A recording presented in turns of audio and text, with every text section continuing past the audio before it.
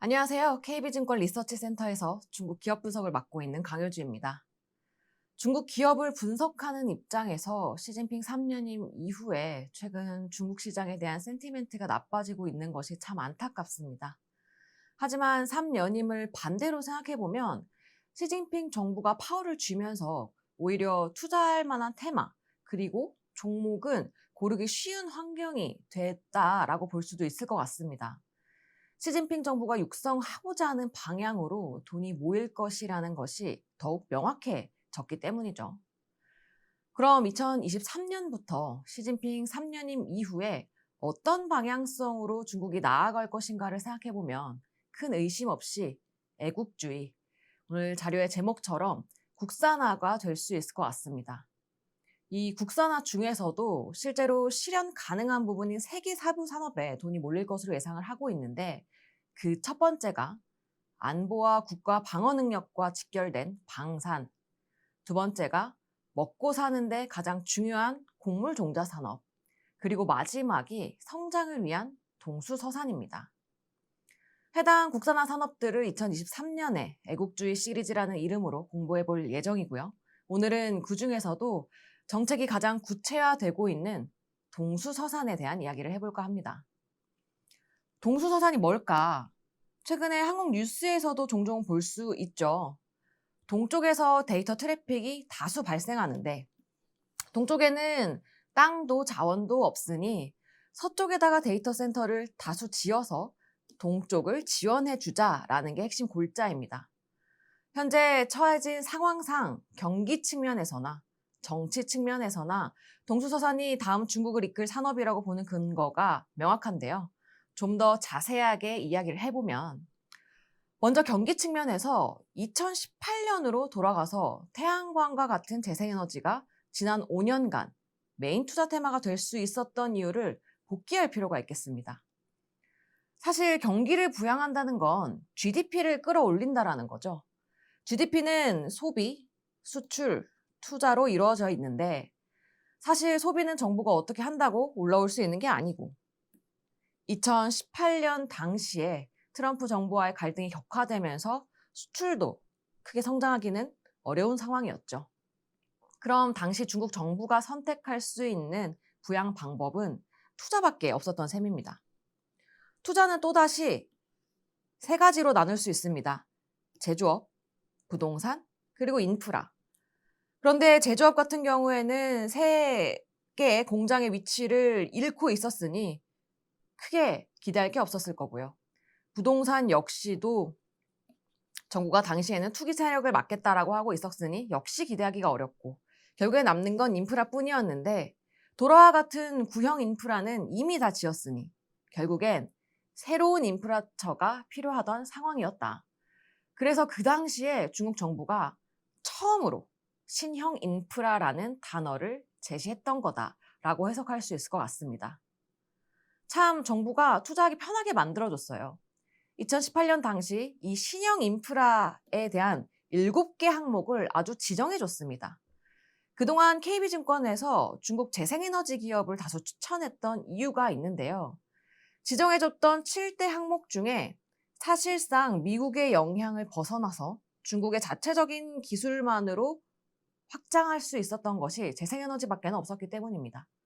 이 와중에 운 좋게 탄소 중립이라는 테마까지 겹치면서 지금까지 중국 경기와 시장을 이끌 수 있었죠.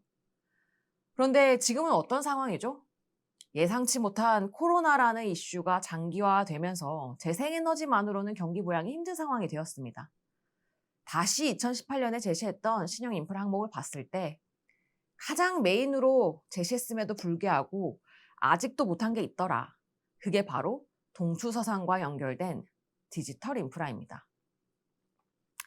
경기 측면 아니라 정치적 혹은 재정적 측면에서도 동수서산 투자가 본격적으로 이뤄질 거라시라는 것을 뒷받침해주고 있습니다.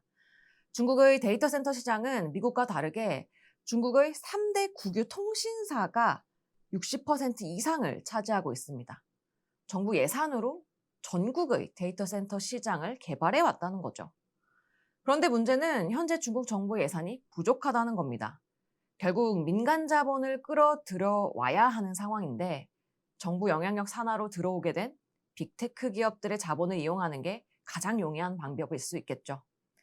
알리바바, 텐센트와 같은 기업들이 빅데이터, 클라우딩에서 가장 높은 기술까지 보유했다는 점을 감안하면 정부가 빅테크 기업 제육성의 명분으로 사용하기도 참 좋을 것 같습니다. 마지막으로 주가 측면에서도 2018년에 미국이 화웨이랑 GT를 규제한 이후에 통신 섹터나 관련한 부품, IT, 하드웨어 섹터가 주가가 가장 눌려 있어서 부담이 덜하기도 한 상황입니다. 그렇다면 동수서산의 투자 규모는 어떻게 될까? 이 동수서산이 아직 제대로 된 정책 방향성이 나오지 않았다라고 생각하시는 분들이 많지만 실제로 하나하나 뜯어보면 2025년까지의 1차 투자 규모가 구체적으로 발표된 상황입니다. 총 8개의 지역에서 10개 대규모 데이터 센터 클러스터를 짓겠다고 얘기를 했고요. 해당 지역에서 서버의 캐비닛 역할을 하는 렉수를 몇만 개까지 구축하겠다라는 숫자도 제시해줬습니다. 최근에는 이를 실행하기 위해 투자 금액이 발표되고 있는 상황이죠. 이를 종합해보면 2025년까지 약 330만 개에 달하는 신규 데이터 센터가 건설될 예정입니다. 현재 중국에서 운영 중인 데이터 센터 렉수 520만 개의 절반 이상을 향후 3년 안에 짓겠다라는 것입니다. 이를 금액으로 추산을 해보면 약 6,900억 위안 정도가 될 것 같은데요. 원화로는 약 140조 원에 달하는 규모라고 생각하면 정말로 큰 프로젝트라는 것이 조금 더 와닿죠.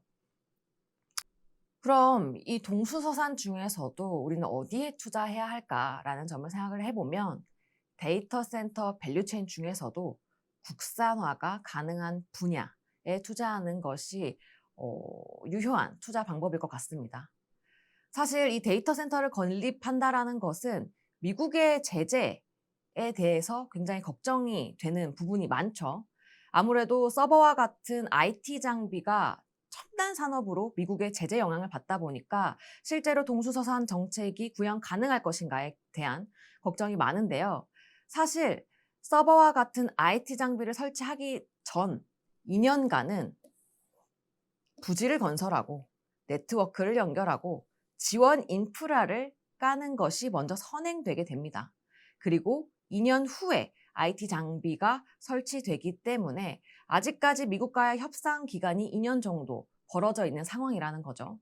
게다가 최근에 엔비디아가 A100이 아니더라도 A800을 지원을 중국에다 해주기도 했고요.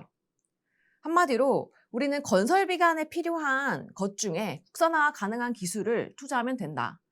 자세하게 얘기를 해보자면 땅을 다듬고 통신망을 연결하기 위해서 광 케이블과 광 모듈을 연결해야 될 것이고 그 다음 건물을 지은 다음에 데이터 센터를 운영하는 데 필요한 서포트 시스템들, 예를 들어서 건물 내 온도와 습도를 유지하는 데 필수적인 공조 시스템, 그리고 정전이 되었을 때 빠르게 전력을 공급해주는 UPS, 그리고 전체 전력을 관리하는 전력 반도체와 같은 것들이 필수적으로 필요하게 됩니다. 그리고 해당 분야는 정부가 2018년에 신형 인프라 7대 항목을 제시한 이후에 그동안 중국 기업들이 자체적인 기술 개발에 성공해서 국산화율이 굉장히 빠르게 높여가고 있는 추세입니다. 추가로 동수서산에 사용되는 에너지원이 재생에너지임에도 집중할 필요가 있습니다. 중국 정부는 동수서산을 통해 건설될 데이터 센터를 대부분 재생에너지 발전을 통해 돌리겠다라고 하는 것이 최종 목표인데요. 다행히도 보통 아시는 것과 같이 재생에너지 밸류체인은 중국 내부에서 이미 국산화를 마친 것은 물론 글로벌 시장까지 장악하고 있는 중이죠.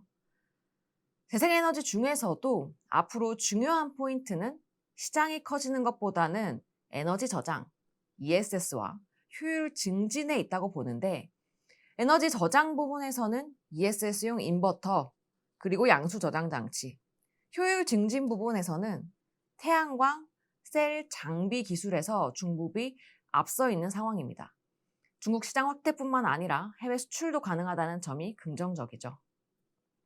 여기에 해당하는 최선호 관심 종목은 데이터 센터 건설 단계에서 수입산 대체가 일어나고 있는 광케이블 산업의 강소 형통광전자, 광모듈 산업의 중지시창, UPS의 과사달, 공조 시스템의 잉웨이커, 전력 반도체의 스다 반도체가 될 수 있을 것 같습니다. 재생 에너지 부분에서는 가정용 ESS용 인버터 시장에서 글로벌 시장 점유율 1위인 구디, 중국 양수저장 장치 시장 점유율 80%를 점유하고 있는 중국 전력건설, 글로벌 태양광 셀 레이저 장비 시장 80% 이상을 과점하고 있는 디얼 레이저에 관심을 가져볼 필요가 있다고 판단합니다. 아무래도 산업이 방대하다 보니 관심 종목도 많죠. 짧은 시간 안에 기업들의 내용까지 말씀드릴 수 없는 것이 안타깝지만 각 세부 산업과 기업에 대한 내용은 리포트에 자세하게 설명해뒀으니 참고해 주시면 감사하겠습니다. 지금까지 중국 기업 분석 담당 강효주였습니다. 감사합니다.